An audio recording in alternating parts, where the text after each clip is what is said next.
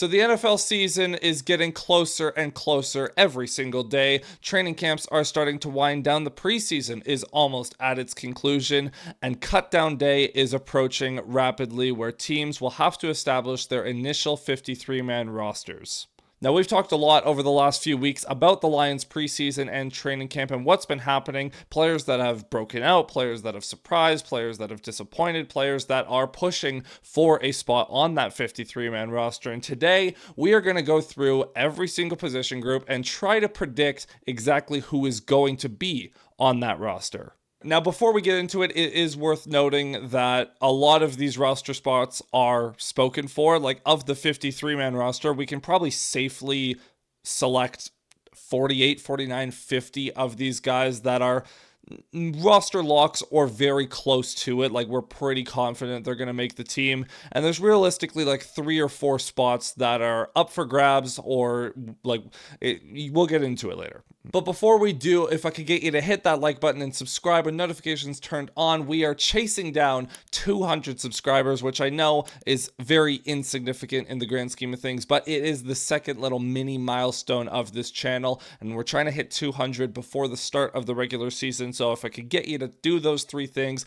it'll take 5 seconds, it'll really help the channel grow, and I would really appreciate it. So without further ado, let's go ahead and go through all the positions one by one and talk about who I have making the Lions roster. Starting off with quarterback, there's an easy one here. That's Jared Goff. He's not going anywhere, and we know the Lions have to have a backup. At this point in time, as we've talked about over the past couple of preseason games, Kyle Allen is going to be the backup quarterback, barring something completely unforeseen unfolding over the next couple of days. The question is whether or not Hendon Hooker is going to make the roster. And I gotta be honest, if you had told me coming into training camp that Hendon Hooker was not only not going to be the backup quarterback, but be a question mark to make the 53-man roster, I would have said you're crazy. But here we are. It's happened, and it's really unfortunate the way that things have unfolded, but he just has not been one of the 2 best quarterbacks. That being said, I do have Hooker making the team. The Lions invested so much they invested significant draft capital into him, and it's hard to see them just letting go. I know that the Lions, they do value the competition and picking the players that earn their spots and all that, but at the same time, he is a project quarterback, and the Lions like their projects as well, so I think they're going to be willing to give this one more year. So I have them keeping 3 quarterbacks. Goff, Allen, and Hooker all make it. Moving on to running backs, this is going to take 10 seconds. There is no debate here. The Lions are going to keep 4 running backs: Jahmyr Gibbs, David Montgomery, Craig Reynolds, Sione Vaki. They're not going to keep a 5th. I would be shocked if they kept a 5th. Those are your 4. There's no debate. Moving on to wide receiver, this is one of the more interesting conversations on the team, along with quarterback, but the question here isn't necessarily who are the top 5 or 6 guys. It's, are they going to keep a 6th wide receiver? Because you have your top 5 set. You have Amon-Ra St. Brown, Jamison Williams, Tim Patrick, Isaac TeSlaa, and Khalif Raymond. Those 5 are locked in. They're making the roster. But is there going to be a 6th? That would probably be Jackson Meeks at this point in time if they were going to keep a 6th. I know Dominic Lovett is also in that conversation, and he's going to provide more on special teams. I just don't think he's earned a spot as much as Meeks. The big question is just, are they going to keep 6 wide receivers?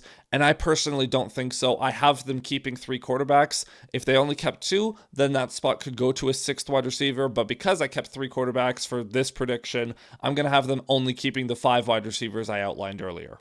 Now, tight end is also pretty simple just because, the top 2 are locked in, Sam Laporta and Brock Wright. The 3rd spot ended up being kind of won by default because Kenny Yeboah got hurt, so Shane Zylstra just sort of is the shoe-in here. The interesting, not caveat, but there is a bit of a conversation to be had about whether Zach Horton will make the team or not, just because he has fullback flexibility. He's more of an H-back sort of than a tight end, whereas Zylstra is just more of a big slot. He's much more of a receiver. So if the Lions do want to have more of a dedicated fullback, I could see them going to Horton instead of Zylstra, but I'm going to have them keeping Zylstra, at least for now. As for the offensive line, this is a little bit more complicated because obviously they will keep a lot more bodies on the offensive line. It's just a matter of which bodies they choose to keep. Because as it stands, you probably have 7 guys that are locked in going to make the roster. You have your starting 5, obviously, of Taylor Decker, Christian Mahogany, Graham Glasgow, Tate Ratledge, and Penei Sewell. And then you have your backup tackle, Dan Skipper. And then you have your project tackle, Giovanni Manu. All of those guys are relatively safe roster well, not relatively. They are roster locks. They are safe. We know they'll be here. The question then becomes, how many offensive linemen are they going to keep, and who are those guys going to be? Now, I personally have them keeping 9 offensive linemen. Coyote Awushika is going to make my cut, and I also have Kingsley Aguakon making the team as well. There's a debate between Aguakon and Jamarco Jones, whether or not you want another tackle in there. I just think that they are going to go for someone who has center versatility, because after the start of camp, we had that little competition for the starting center role between Glasgow and Tate Ratledge. And since then, we haven't really heard a peep of Ratledge being trained as a center. So it does seem like the Lions are going to prefer to keep him at guard for his rookie year. And then Kingsley Aguakon can be the backup center in this case. I think that's how it's going to shake out, because you already have 2 extra tackles. Dan Skipper's the 3rd tackle.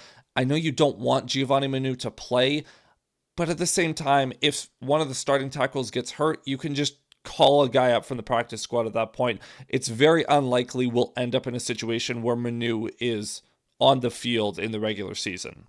And then the other note I just want to make is that Awushika I have making the roster for now, but once Miles Frazier is healthy, whenever that may be, I think he is going to bump Awushika off the team. So switching over to the defensive side of the ball now, we're going to start at the interior of the defensive line.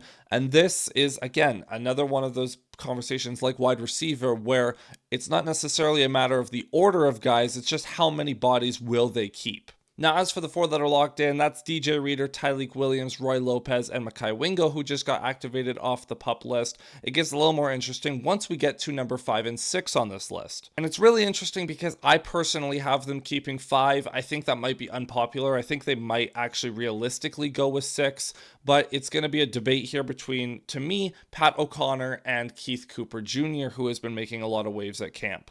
And I know this is unpopular, but I do lean Pat O'Connor in this situation because I think he has a little bit more versatility. I think that he offers a little bit more upside as a pass rusher, which is where the Lions need more help. So I do think it's possible that both end up making the team, but I'm going to stick with 5 and have it be Pat O'Connor being the 5th. I guess honorable mention to guys like Chris Smith and Broderick Martin as well. Broderick Martin, I think we're at the end of the road for him. He's had an all right preseason, but I don't think he's flashed enough to warrant keeping him at this point. Maybe he sticks around on the practice squad, but I think that experiment is pretty much over. Now, moving over to edge, this is a little weird because at the time of recording this, we don't exactly know what's going on with rookie defensive end Ahmad Hassanin. We know he has some sort of pec injury. Dan Campbell said he was going to be out a while, but then Hassanin himself came out and said that it did not require surgery. So we don't specifically know how long he's going to be out.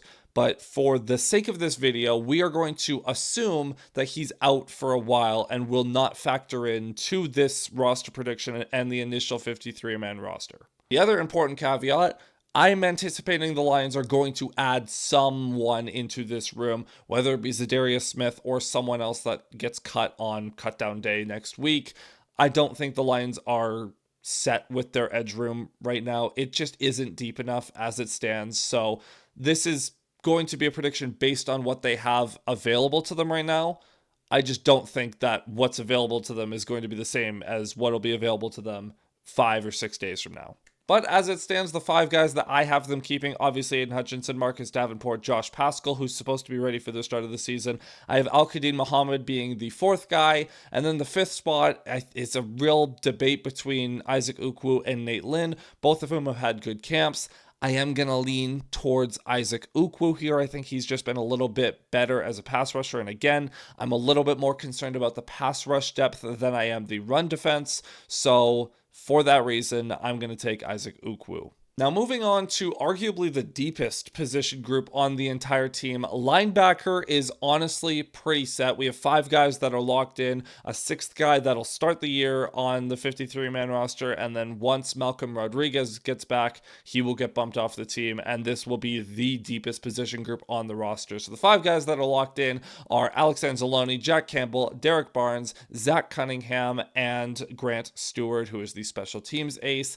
I'm going to have Trevor Nowaski making the team for now, just because I think he can play the Sam role if needed, if Barnes gets hurt again, because that's a very important role in the Lions defense, and no one else can really play it to the level Barnes can, but Nowaski at least has some of the same tools, sort of, and in a pinch he could fill that spot. But again, when he's back, Malcolm Rodriguez is going to be on this team, and that'll be the 6, and it will be the deepest position group on the entire roster. As I said, I'm like, linebacker is the one area of the team that even if injuries happen, I have no reservations about this position group. They're going to be solid no matter what. Transitioning now to the secondary, getting into the corner room. Now, I am going to have them keeping 6 corners. That is because I only had them keeping 5 interior defensive linemen. Whether or not you prioritize the defensive line depth or the secondary depth, that's going to be personal preference. Because of how frequently corners get hurt, I tend to prioritize defensive backs a little bit more. But the guys that are locked in here are Terrion Arnold, DJ Reed, Amik Robertson, Rock Ya-Sin, and then I have the 2 not bubble players, but like the 2 guys that I have making it here are Khalil Dorsey, who just recently got activated off the PUP list, recovering from that injury he had. He's a special teams ace. All right as a actual cover corner, but he's very valuable to the team on special teams, and I think that because of that, they'll keep him. And then I also have them keeping Eric Hallett, who has flashed in camp and I think has done enough to earn a spot. And then lastly at safety, I have them keeping 4, and that's going to be Kirby Joseph, Brian Branch, Avonte Maddox, and I have Ian Kennelly edging out Lawrence Strickland for that spot. Now, important note with the secondary in general, Rock Ya-Sin and Avonte Maddox both are going to play safety and corner. They can play both of these positions, and they can and will, if needed, have that flexibility. I'm just listing Maddox as a safety and Rock Ya-Sin as a corner for the sake of simplicity here.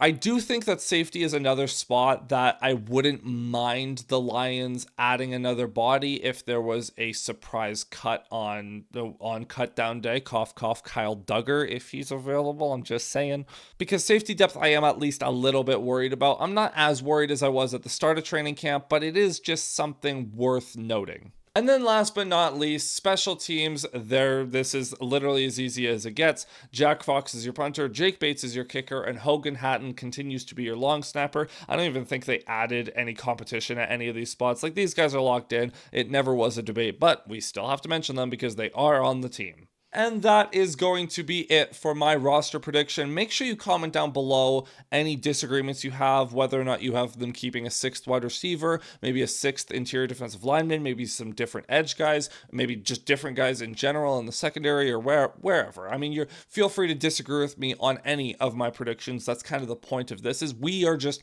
having a little exercise here, trying to guess who is going to make the team. Aside from that, though, that is going to be it for this video. Thank you so much for watching. If you've made it this far, consider hitting the like button down below and hitting the subscribe button as well with notifications turned on so you don't miss any future uploads. I will be back on Saturday after the preseason finale to recap that game versus the Texans, and I'll be back in the days after reacting to the initial 53-man roster and any news that happens around that with signings that... I mean, we'll just have to wait and see on that front. But that's going to be it, my friends. Enjoy your weekend. Enjoy the last weekend of preseason action. And I'll see you guys next time. Cheers.